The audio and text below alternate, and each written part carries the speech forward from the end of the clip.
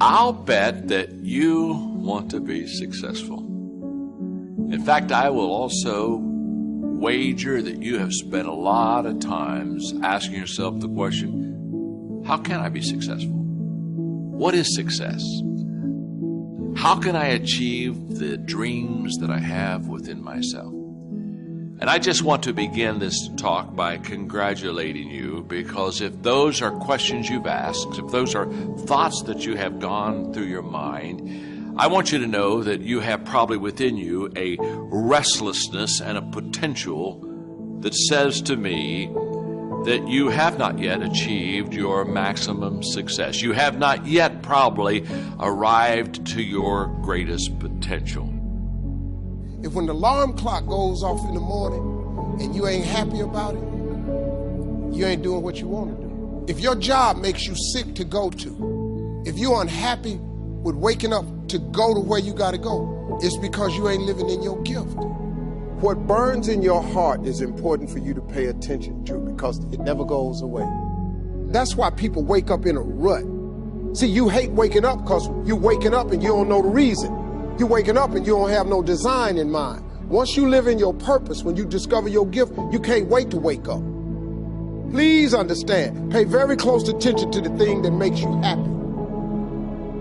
All of you are gifted at something. The problem is, you keep wanting your gift to be what somebody else's gift is. Identify your own gift, because you already have it. You have something that you brought to the universe, and that if you decide that my life deserves my developing this what I do well, and becoming the best at it, and mastering myself, and seeing what I have within me. You need to be present. You need to live in the present moment. Give your fullest attention, your best effort to each present moment. Giving your full attention and very best action in each moment will lead to each next best moment. It will lead to expansion and growth in your life, which will ultimately lead you to many things you love doing. And soon you will understand what your purpose really is. But don't rush it. Don't stress over it. No purpose is coming through stress. No purpose is rushing through because you're anxious. Do your thing and do it to the best of your ability in every moment, no matter what it is. I just want to know if you're willing to bust your ass to change your life. And if you are, you're going to get an interview. And I'm not going to ask for your resume. I don't care about your resume. Your resume tells me where you've been. It doesn't tell me the price you're willing to pay to become somebody new. Every belief that you have is a choice. I choose to believe that human potential is nearly limitless, and this was the belief that changed my life, because once I realized, so it's not about who you are today, it's about who you want to become and the price you're willing to pay to get there. And I promise you, the day that you're willing to pay any price, you'll achieve what you want to achieve. If you truly believe that human potential is limitless, what do you want to become? And what price are you willing to pay to get there?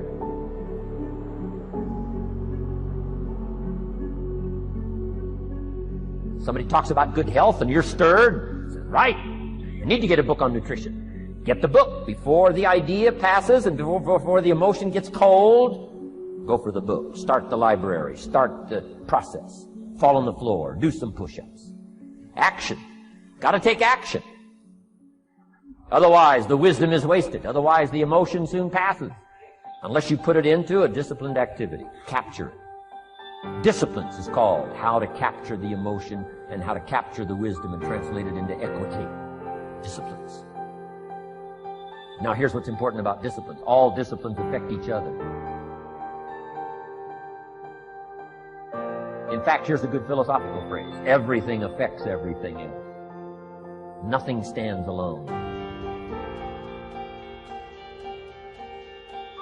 Don't be naive in saying, well, this doesn't matter. I'm telling you, everything matters. There are some things that matter more than others, but there isn't anything that doesn't matter.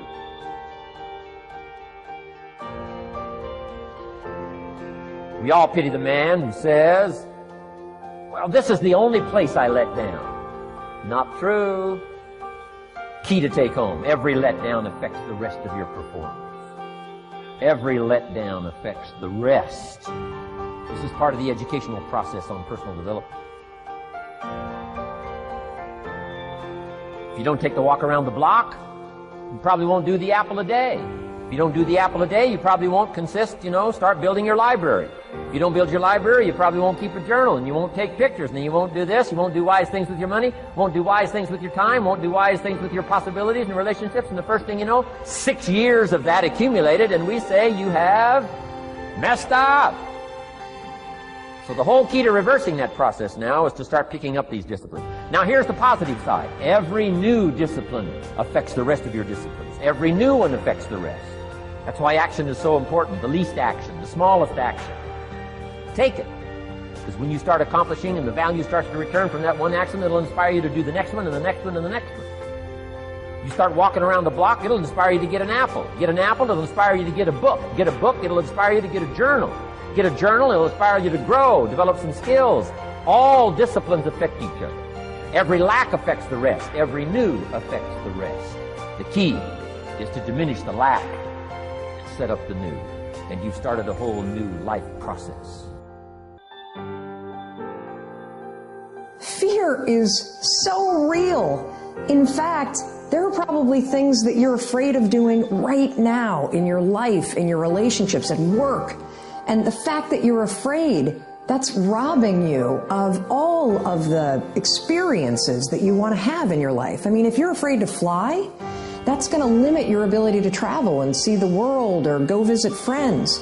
If you're afraid of public speaking, that's going to really limit your ability to express yourself and share your ideas. If you're afraid of talking to your boss or asking for a raise, that directly impacts how much money you make. Or what if you are dreaming of starting a business, or you've already started a new business, but you're afraid to talk to people, and you're afraid to share your business with people? I mean, fear is something that stops us all. Fear is real. You can't control the feelings that are going to rise up in your body when you're on a plane, or when you're talking to your boss, or when you see somebody that's attractive and you really want to go over and talk to that person. But you can always control what you think, and you can always make a decision about the actions you're going to take. Decide what you want, and then act as if you already had it. Decide what you want and act as if it was already yours. Now, the reason we can act thinking that it's already ours is because not only can we vision the end results, we can also vision the beginning of making it real. So we don't start till it's finished, but it is possible for human beings to finish something before they start. Human beings are the only life on earth that has this incredible capacity to change the course of your life. No other life form can do that.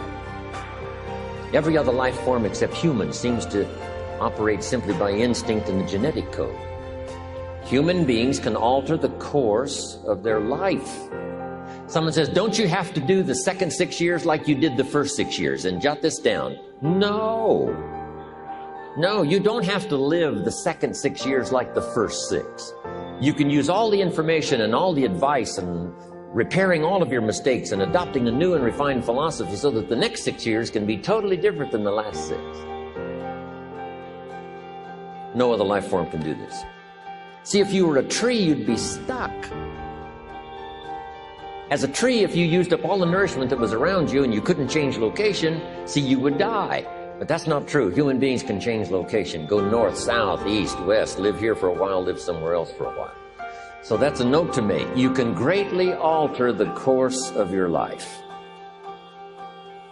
Hire on the basis of competence, using objective tests, and let the cards fall where they're going to. And don't be afraid to tell people that that's what you're doing. Watch your HR department carefully and make sure that they're not pushing diversity, inclusivity, and equity initiatives, that they're not requiring people to take implicit association tests that hypothetically reveal their unconscious bias, that they're not doing seminars on systemic racism and prejudice, and then they're not making the assumption that unequal outcomes let's say, in terms of hiring in the STEM fields, or in terms of employment in the STEM fields, which, by the way, are radically overestimated unless you gerrymander what constitutes the definition of a STEM discipline. You have to not participate in any of that. And you have to make it known to your peers, who would be other Silicon Valley founders, I would presume, that you're not doing any of that.